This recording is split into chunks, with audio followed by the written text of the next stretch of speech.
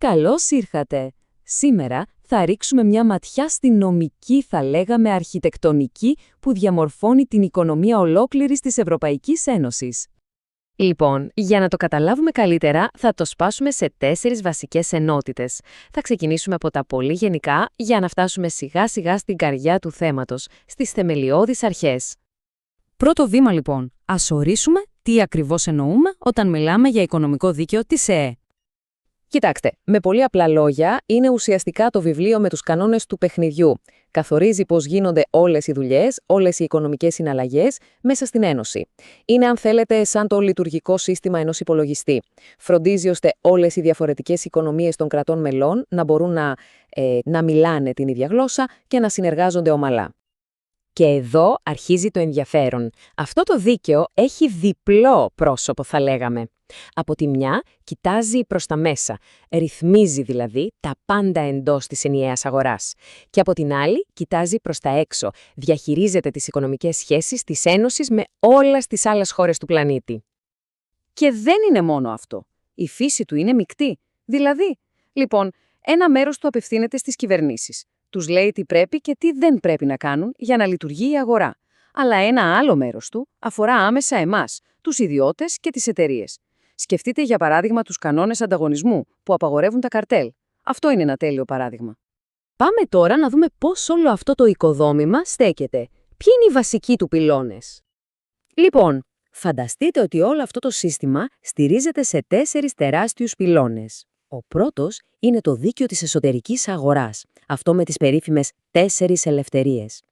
Ο δεύτερος, το δίκαιο του ανταγωνισμού, που φροντίζει να παίζουν όλοι δίκαια. Ο τρίτος, το χρηματοπιστωτικό δίκαιο, που βάζει κανόνες στις τράπεζες και τις αγορές. Και τέλος, ο τέταρτος πυλώνας, το δίκαιο της Οικονομικής και Νομισματικής Ένωσης, που, ναι, έχει να κάνει με το ευρώ. Ωραία. Έχουμε τους κανόνες, έχουμε και τους πυλώνες, αλλά τι τα κρατάει όλα αυτά μαζί? Ποια είναι η κεντρική ιδέα, η φιλοσοφία πίσω από όλα αυτά? Και εδώ είναι το κρίσιμο ερώτημα. Υπάρχει όντως μια κεντρική ιδεολογία, μια οικονομική φιλοσοφία που να συνδέει όλους αυτούς τους κανόνες, ή είναι απλά μια συλλογή από άσχετους νόμους? Κι όμως η απάντηση είναι ένα ξεκάθαρο ναι. Στην καρδιά του ευρωπαϊκού δικαίου, στις ίδιες τις ιδρυτικές συνθήκες, υπάρχει κάτι που θα μπορούσαμε να το πούμε οικονομικό σύνταγμα. Ένα σύνολο δηλαδή από πολύ βασικές αρχές που είναι εξαιρετικά δύσκολο να αλλάξουν. Και ποιος είναι ο πυρήνας αυτού του συντάγματος? Μία και μόνο φράση. Μια πανίσχυρη ιδέα γραμμένη μαύρο πάνω σε άσπρο, μέσα στις συνθήκες. ΝΑΤΟ. Το άρθρο 120 της Συνθήκης για τη Λειτουργία της ΕΕ είναι σαφέστατο. Τα κράτη-μέλη και η Ένωση δρούν σύμφωνα με την αρχή της οικονομίας της ανοιχτής αγοράς με ελεύθερο ανταγωνισμό που ευνοεί την αποτελεσματική κατανομή των πόρων. Αυτό είναι.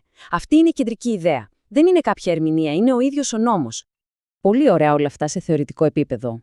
Αλλά πώς αυτή η μεγάλη ιδέα μεταφράζεται σε κάτι πρακτικό, σε κανόνες που επηρεάζουν την καθημερινότητά μας?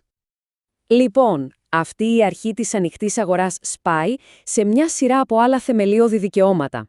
Μιλάμε για την ίση μεταχείριση, δηλαδή την απαγόρευση των διακρίσεων, μιλάμε για την ελευθερία του ανταγωνισμού, την επιχειρηματική ελευθερία, το δικαίωμα δηλαδή να στήσεις μια επιχείρηση οπουδήποτε στην Ένωση, ακόμα και το δικαίωμα στην ιδιοκτησία. Από όλες αυτές τις αρχές όμως, υπάρχει μία που είναι ίσως η πιο διάσημη και σίγουρα αυτή που νιώθουμε περισσότερο στην καθημερινότητά μας. Και δεν είναι άλλη από την αρχή της ελεύθερης κυκλοφορίας. Ή αλλιώς, όπως τις ξέρουμε, οι 4 ελευθερίες. Και εδώ τις βλέπουμε αναλυτικά. Οι 4 ελευθερίες που είναι πραγματικά τα θεμέλια της ενιαίας αγοράς. Η ελεύθερη κυκλοφορία των εμπορευμάτων, των προϊόντων δηλαδή, των εργαζομένων, δηλαδή των ανθρώπων, η ελευθερία εγκατάστασης και παροχής υπηρεσιών, δηλαδή των επιχειρήσεων, και τέλος, η ελεύθερη κυκλοφορία των κεφαλαίων, των χρημάτων. Όλα αυτά μαζί ουσιαστικά κάνουν την Ευρώπη να λειτουργεί σαν μια ενιαία χώρα σε οικονομικό επίπεδο. Προσοχή όμως, εδώ υπάρχει ένα μεγάλο αλλά. Όσο θεμελιώδεις κι αν είναι αυτές οι ελευθερίες, δεν είναι απόλυτες, δεν είναι ένας λευκός καμβάς όπου ο καθένας κάνει ό,τι θέλει. Υπάρχουν περιπτώσεις που μπορούν να περιοριστούν, αλλά, και αυτό είναι το κλειδί, μόνο κάτω από πολύ συγκεκριμένες και αυστηλές προϋποθέσεις. Και ποιες είναι αυτές οι προϋποθέσεις? Ο νόμος λέει ότι οι περιορισμοί επιτρέπονται όταν πρέπει να προστατευτεί το γενικό συμφέρον. Τι σημαίνει αυτό? Λοιπόν, σκεφτείτε την προστασία της δημόσιας υγείας. Μια χώρα μπορεί να απαγορεύσει ένα προϊόν αν είναι επικίνδυνο, ή την προστασία του περιβάλλοντος. Ακόμα και λόγοι όπως η διατήρηση της ειρήνης και της ασφάλειας μπορούν να δικαιολογήσουν περιορισμούς. Και κάπου εδώ φτάνουμε στο μεγάλο ερώτημα που μένει να σκεφτούμε. Πώς ακριβώς η Ευρωπαϊκή Ένωση καταφέρνει να ισορροπήσει σε αυτό το τεντωμένο σκηνή? Από τη μία, η αρχή της ελεύθερης αγοράς και από την άλλη, η ανάγκη να προστατεύσει το περιβάλλον, την υγεία, την ασφάλεια, το δημόσιο συμφέρον. Αυτή ακριβώς η συνεχή ζήγηση, αυτή η ένταση, είναι τελικά η ίδια η καρδιά ολόκληρου του ευρωπαϊκού οικονομικού συστήματος.